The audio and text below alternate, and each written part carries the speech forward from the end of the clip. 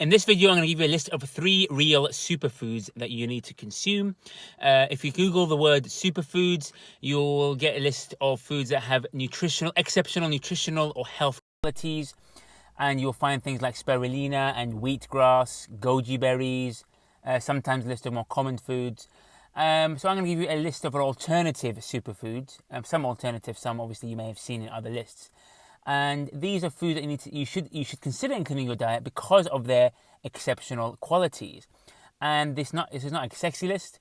It's not going to include things like spirulina and wheatgrass, which actually, if you taste them, you'll find they taste actually quite revolting.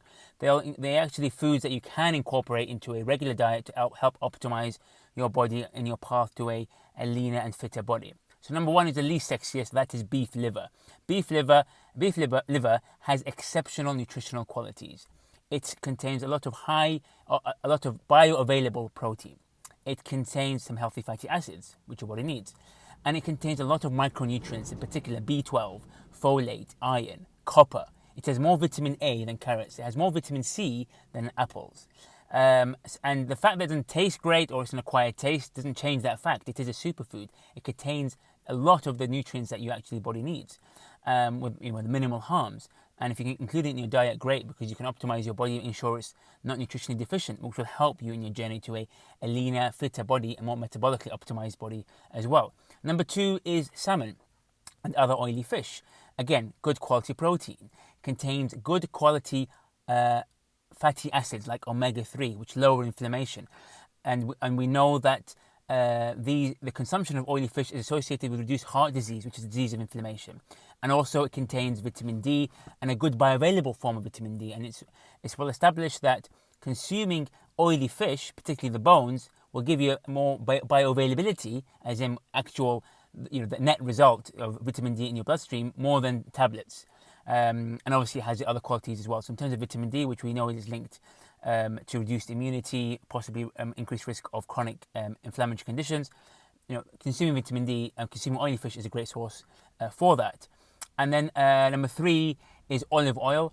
Again, olive oil, despite it being obviously quite rich in fats and not so much in other nutrients, it has good quality fats that lower inflammation, such as monounsaturated fats, omega-3s. And these, again, consumption of this is associated with reduced risk of heart disease. You don't need to drink gallons of it, and obviously if you drink gallons of it, you're going to have too many calories and your body isn't going to know how to deal with them.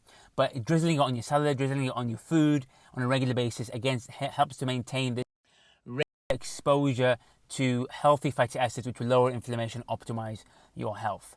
And then I'll give you a bonus supplement, because obviously when you think about superfoods, you also think about supplements. If you're going to have a supplement, I would consider one good supplement to include in your diet is turmeric or curcumin. The active ingredient in turmeric is curcumin, and that is known to lower inflammation from mouse model studies, from cell studies, looking at populations as well. So that was one to include as a supplement, and obviously add turmeric to your food if you like spicy food. If not, you can have curcumin supplements on a regular basis, in addition to other supplements which I've talked about in other videos that will also help to lower inflammation. So these foods will help to nourish you, help to lower inflammation, and better to try to include these regularly in your diet than spirulina or wheatgrass.